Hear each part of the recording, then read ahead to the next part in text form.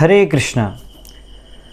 జగన్నాథస్వామి విగ్రహ రూపంలో అవతరించిన తర్వాత ఇంద్రద్యుమ్న మహారాజుకి నీకు ఏం వరం కావాలో కోరుకో అని అడిగారు. ఆ సమయంలో ఇంద్రద్యుమ్న మహారాజు నాకు 3 వారాలు కావాలి స్వామి అని కోరుకున్నారు. మొదటి వరం ఏం కోరుకున్నారంటే నాకు ఏమాత్రం పుత్ర సంతానం కలగకూడదు అని. ఇలా ఎందుకు కోరుకున్నాడంటే భవిష్యత్తులో ఎప్పుడు కూడా నా పరివారం నుంచి ఎవరు ఈ మందిరం నాది, నా తండ్రి యొక్క సంపత్తి అని దావా వేయకూడదని. రెండవ వరం ఏం కోరుకున్నారంటే భగవంతుడు జగన్నాథుడు రోజంతా కూడా భోగ నైవేద్యాలు స్వీకరించాలి అని.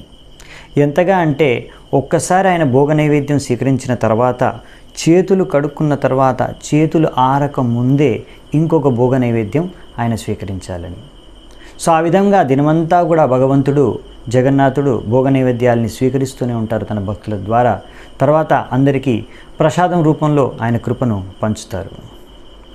ఇంకా 3వ వరం కోరుకున్నది ఏంటంటే భగవంతుడు జగన్నాథుడు 3 గంటలు మాత్రమే విశ్రాంతి తీసుకోవాలని, మిగతా సమయం అంతా కూడా భక్తులకి దర్శనం ఇవ్వాలి. తద్వారా భక్తులందరూ భగవంతుడిని రోజంతా దర్శనం చేసుకోగలరు అని.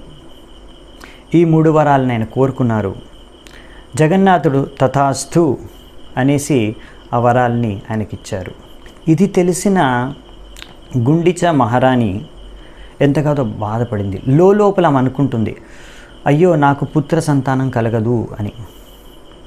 ఆ బాధను తెలిసిన జగన్నాథుడు ఆమెను ఆ బాధ నుంచి దూరం చేయడానికి ఆయన స్వయంగా ఆమెను పిన్ని రూపంలో స్వీకరించి ఆమె ఇంటికి అంటే గుండిచ మందిరానికి ఆయన ప్రతి సంవత్సరం ఈ రథయాత్ర ద్వారా వెళ్ళి 7 రోజులు అక్కడ నివసిస్తాడు. ఈ విధంగా ఆమెకు ఈ పుత్రుడు లేని లోపాన్ని భగవంతుడు ఇలా తీర్చేశాడు. హరే కృష్ణ. ఇది జగన్నాథ స్వామి యొక్క మహిమ ఇంకా కృప. Hare Krishna. Hare Krishna. Subscribe to our YouTube channel